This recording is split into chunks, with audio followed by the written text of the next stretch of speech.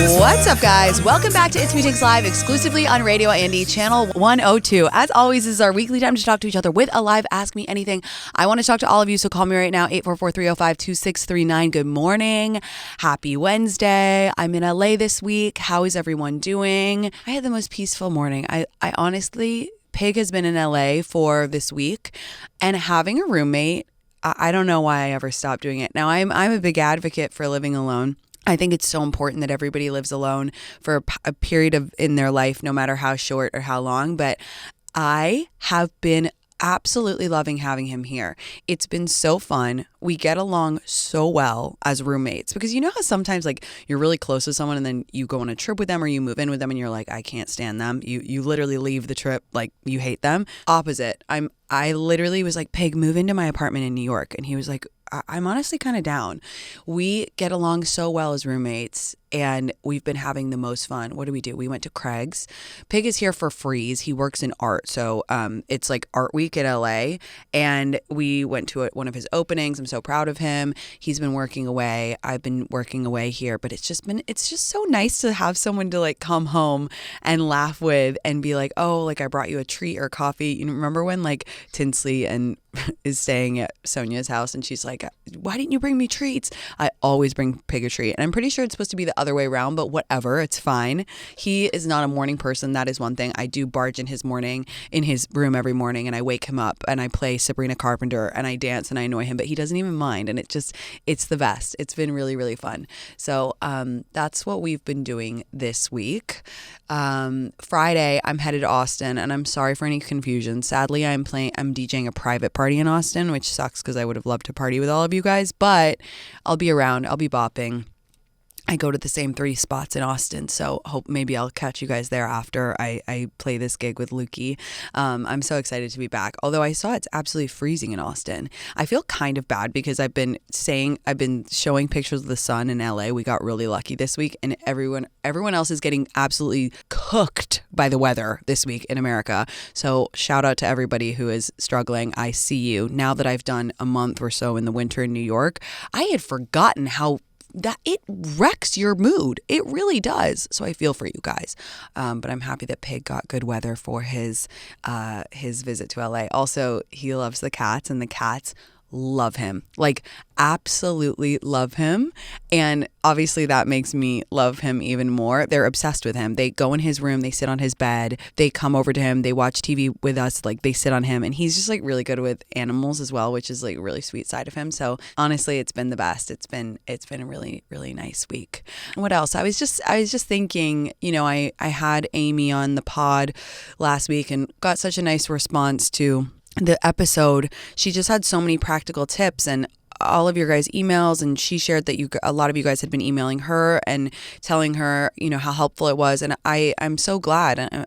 I feel like I haven't been super vulnerable like that in a while on the pod. So in the spirit of that, I will say that something's been on my mind in the past, I would say, couple weeks, is I'm having a bit of friend anxiety. I know we talk about the Splinter Era all the time on this show, and it's something that causes a lot of us anxiety. And if you don't know what the Splinter Era is, it's when you are like late 20s, early 30s, and you feel like everybody is just splintering. All of your friend group, you know, you've been together, you've been a big group kind of all plodding along at the same rate, and then people are just kind of going in different directions. I think that I'm slightly amending my theory about Splinter Era.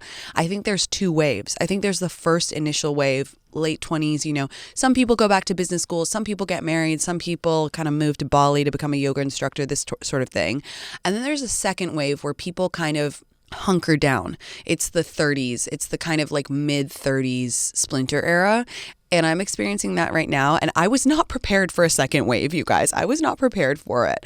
And I guess I'm just, you know, I kind of like looked up, and a lot of my friends are really grinding hard right now in work, myself included. A lot of my friends are having kids right now, which is amazing. I'm so happy for them. And it just kind of feels like everybody is going into their corner. And I'm like, no, don't go away. Like, no, which I get is an immature thought. Like, I want to be super self-aware when I say that. Like, I know that my mom has said this from the time I was little. She's like, you hate change and you hate growing up and you know, you never want anything to change. You just want to like hang out and have fun and like for everybody to be together. And I do. So I recognize that this is an immature response, but this is like the emotional state that I'm in right now. And I thought I would share. I'm just like, I don't know. I don't know. It's like I looked up and like I haven't seen my best friend Chloe in like 3 months. By no fault of ours. She's like really killing it at work, grinding, traveling a lot for work. So am I, traveling a lot for work and just busy. And I don't know. It just feels like it's crazy how fast you can look up and be like, oh, I haven't spoken to my friend in a bit, or oh, wow, I feel like disconnected from that friend. So I guess all I can do is, well, I'm going to take a two-pronged approach, because it wouldn't be me if I didn't take a two-pronged approach to something like this. Why do I say that so much? First of all, I'm going to try to really reconnect with my friends and just meet them where they are. Like, just meet them where they are. I'm going to go see them with the kid. I'm going to go visit them at their house or whatever. And then I'm in a seeding round, okay? I'm seeding some new friendships, and I want to meet some people who are more like in my kind of life stage right now. And I have a few prospective friends that I'm kind of excited about, but that is honestly kind of a goal for me and a focus for this year, because I don't know. I guess I have anxiety that I'm like not going to have anyone to go on trips with, and that people won't want to do fun stuff anymore. So I don't know if that's like real or embarrassing or both, but that's just kind of what's been on my mind. I feel like, as an adult, you can only keep so many balls in the air. I feel you have like your health, which is a big one as an adult. It's like a full-time job between the working out and the going to the doctor and the Botox appointments and all that. And then you have your friendships, and then you have dating, and then you have work. You really, like, if we're being honest, can only keep two balls in the air at the same time. Can we just agree on that? Like, it's really fucking hard to keep all of them. And don't even talk to me about sleep, because that's a whole other ball, which is like never in the air for me. So it's really hard to keep all of them in the air. And I feel like if you've been really working on one, then the others, you're like, oh shit, you're like, wait, I have to do this. And like for me, I need to kind of like pick up the friend one and like kind of spruce that up a bit right now. So anyway, that's what's going on with me. I will stop yapping now, but I hope that I'm curious if anyone else is out there in their early 30s kind of dealing with this second wave of Splinter Era and how you've dealt with it, because I'm always looking for tips. But enough of me and go to Chandler. Hey Chandler, how are you? Hi. I kind of just wanted to validate you on feeling this like second wave of friend anxiety, because I also am going through that, and I'm 30, turning 31. Okay. And definitely am the only single friend in my group. And so everyone kind of has gotten married, and now everyone is starting to have babies, and I'm kind of freaking out. Yeah. It's scary. It's like, it's so scary. I mean, we're in it together. I fully believe you can feel two things at the same time, because I feel nothing but complete joy for my friends who are starting families. Like I genuinely feel so happy for my friends, and they're so excited, and like to watch them become mothers is like a great joy of my life. And I'm so proud of them for embarking on this experience. But it's also like, oh, like I literally am like just by myself. Like I like have like 3 friends left. So it's two things can be true at the same time, and that's real, Yeah, no, totally. I am so excited for my friends, and I cannot wait to be like Auntie Chan and spoil all of the babies. But it definitely is, I feel like, adding to this anxiety of feeling like I need to jump ahead of things. Like I have recently started dating someone, and I'm like trying not to get ahead of myself and getting too serious too quickly, or feeling like I'm not in that stage because all of my friends are having babies and all of these things. So yeah. It's just a lot. It's a lot. It's a lot. And, I hear you. I so hear you. I think it's exciting, but you still have to have like a will see mentality with this person you're dating, because at the end of the day, the worst thing that we can do is like force ourselves into a timeline that isn't ours. Like, you know what I mean? Like everybody has their own path. I really, as corny as that sounds, like I really truly believe that. And I believe in like divine timing.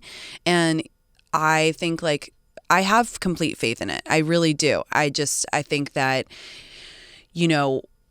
it's still scary. It's still like, oh my God, what, I don't have any friends, you know?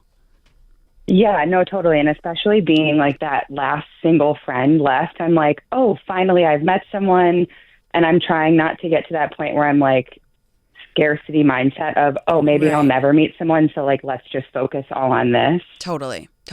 I get it. Well, I'm proud of you for being self-aware. Just wanted to validate your feeling too, because I feel like we're not the exact same age, but we're still in that same like bracket. And I'm like, okay, so it's not just me. I'm not crazy. Yes, exactly. No, it's so real. So I'm validating that for you. And yeah, thank you for calling. And I'm thinking good thoughts for your new relationship.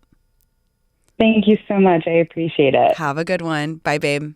I feel like I've done enough work where I'm not like, I mean, we talked about this with Amy. Like, I don't really feel like I'm in a rush to like get married or whatnot. Like, that's not really where my anxiety is. I think it's about changing friendships for me and wanting to remain close to people, and also like totally acknowledging that they are like have different priorities in their life, and that's fabulous. And like, again, I'm so happy for them.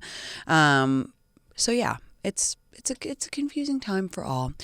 Also, if you guys want to go listen to that episode, it's Amy Noble Messing. It's available now, so go check it out. It's really helpful if you're single. She gives incredible tips. She roasted my dating profile. She said it was awful, basically, in a nice way, because she's very sweet. And yeah, you guys should go check it out. Okay, let's go to Brittany. Hey, Brittany, how are you? Hi. Oh my gosh, I'm so happy. Okay, so my story is a little weird. So I have a boyfriend. We've been dating for over a year. Okay. We live an hour apart. I live in the city, and I let him come and stay at my apartment, obviously, because he has friends up here too. Okay. And so this one night, he was going out with his friends, and I wasn't going out, which is, like, no issue. Like, I leave the door open. He usually comes in. Okay. Whatever. He comes in. I'm asleep. I didn't go out. And he's just being, like, super disrespectful, like, being super noisy, just, like, acting drunk, which, like, whatever. So he, like, finally gets in the bed, and then he literally just pukes in my bed, pukes on the floor. I, like, jump up, and I'm, like, screaming. I'm, like, can you go to the bathroom? Like, go to the bathroom. I grab my trash can, and he pukes in my trash can, and then he, like, whatever, leaves. Like, this has never happened before. Mm. And so then he comes back in, goes to bed, and I, like, can't sleep because I'm worried he's going to, like, puke again. Like, I want to keep him on his side. Like, Right. I'm worried. Right. And keep in mind, he's 26, I'm 24. So, like, this is like college shenanigans. And so I wake up and I leave to go to the gym at like 8 a.m. to like literally blow off steam. And I'm at the gym thinking, like, if this man isn't stripping my bed when I get home, I'm going to be livid. Right. And so I come back. He's still in bed. It's like well after 10 a.m., which like that's not really early. Yeah. And so I asked him nicely, I'm like, hey, can you please get up? Yeah. Did he clean up or Like there's puke in my bed. And he was like, no, he didn't clean up. He literally got mad at me when I woke him up. He like angrily got up, stripped my bed. He's like, you're such a fucking treat. And I was not saying anything because I was like, are you really disrespecting me like that right now? Like, you're staying in my apartment and you just puked in my room and you expect me to clean up after you? That's crazy. And then he sat on the edge of my bed. Yeah. And he called me a fucking bitch. Oh my God. Well, you have to, I mean, I'm assuming you're broken up now, right? Yeah. Yeah, that's insane. No. So he walked out. And I gave him kind of the cold shoulder, like I wasn't answering him, and because he had to go to work, because we work opposite days. And he called me later in the day and apologized, and it just seemed like an apology just to like apologize. You know what I mean? Like he wasn't actually sorry, and he didn't understand what he'd done. It's a non-negotiable for me, and so like yeah. So, I don't know. We, like, got through it, but now I'm just, like, very wary of, like, when he goes out and, like, when we're out together. Like, I just don't want anything like that to happen ever again. Wait, so you are still together? Yeah, so like I ignored him for like a full day, and he ended up like driving up to my apartment and like knocked like unannounced, and he like came to my door and apologized.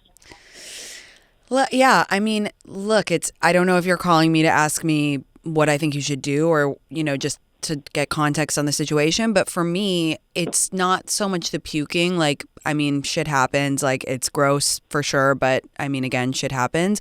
For me, it's like how he responded. Right. And I think that it doesn't matter your age. I think if you throw up in someone's bed, when you wake up, you apologize profusely, clean up, and like go get them coffee and bagels, like to say sorry, in my opinion.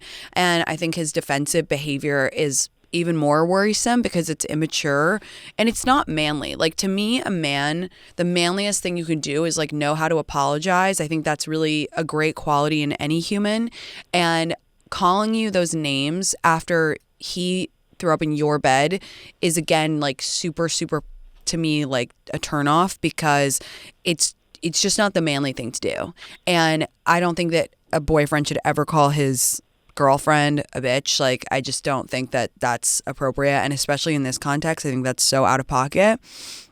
But I mean, yeah, that's my take. If you've forgiven him, like, of course, like, that's your relationship. But yeah, that's my 2 cents. Yeah, I know. And I just feel like too, like if he like threw up in a friend's bed, like he probably would be like cleaning up and feeling bad. And I was just like, I feel like I'm getting like walked all over because it's so disrespectful the way that he acted towards me. Yeah.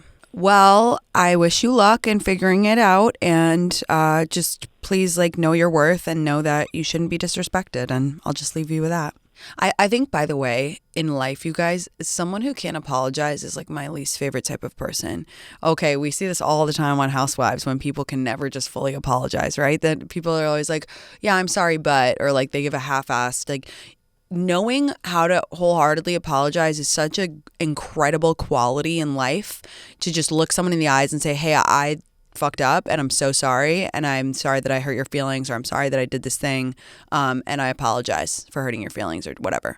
Like, it's so fucking cool to me when someone can do that, because it shows, you want to know why? It shows confidence. It shows true deep confidence. Hey, Christina, what's going on? Sorry. My best friend Maddie and I started collecting an article once a month. Okay, so you and your best friend, you read an article every month. Is that what you said?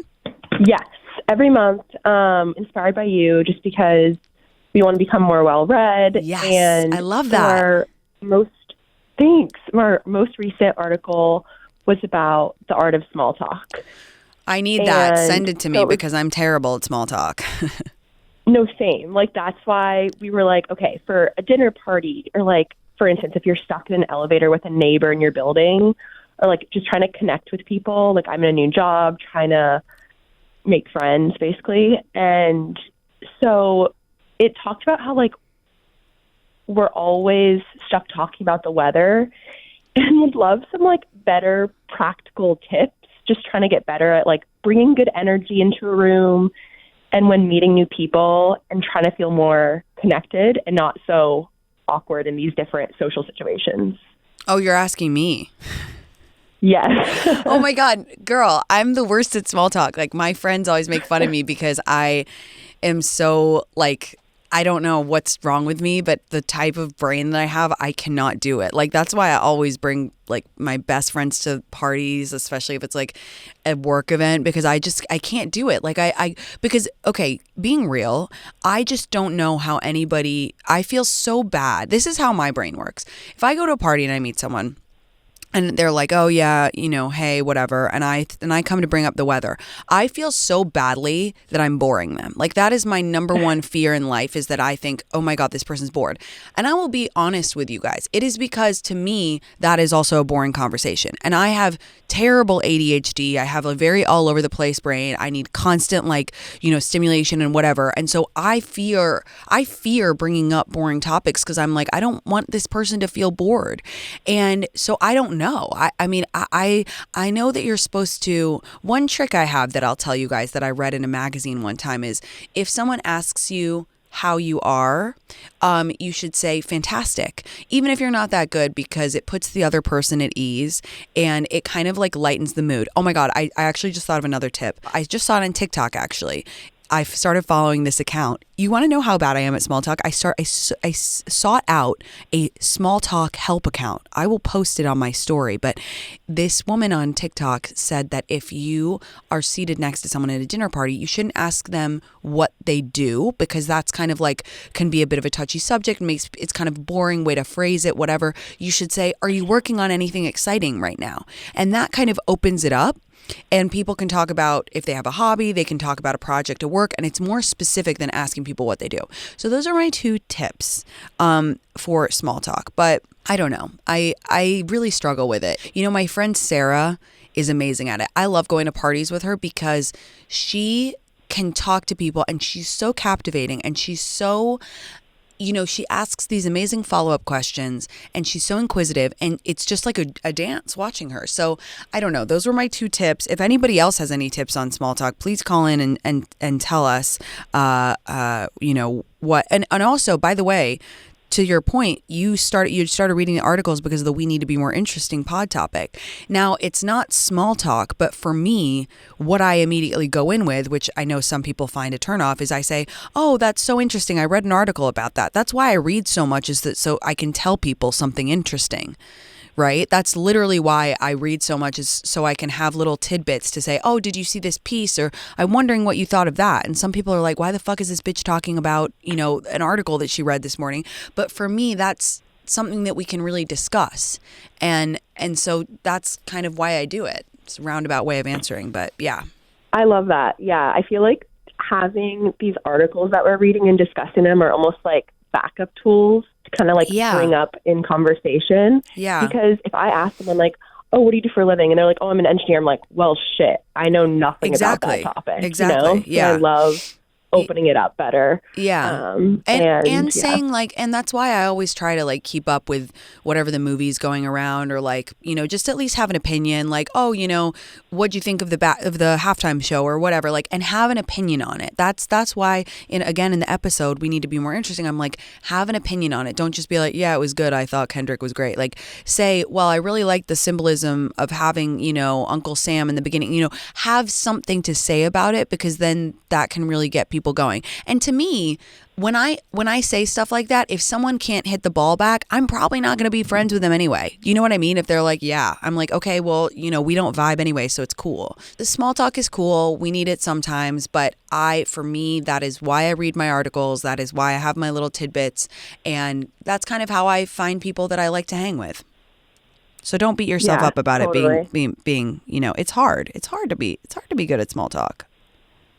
For sure. Well, thank you so much. Reading the articles has been like so great for both of us. It's good, right? And it's so fun that you do it with a friend so you can discuss it. That's great. I really hope that inspires other people to do that. Thanks so much, Tinx. And also, I met you in Boston at your walk. You're such a sweetheart. It was so great meeting you. Oh my gosh. I just wanted to say that. Oh, that was such a fun walk. I really liked it. It was such a nice group of people in Boston. So I hope I get to come back soon. Thanks for coming out to that. Of course. Thanks so much, Tinx. Have a good week. Lots of love, babe. Have a good one. Bye. Oh, what a cutie. I love that. That was a really, really fun one. I loved that. I love visiting Boston. It was really, really nice. All right, you guys. We are going to take a super quick break, but I am going to be taking more calls right after this. So if you're on the line, stay on the line. I'll be right back.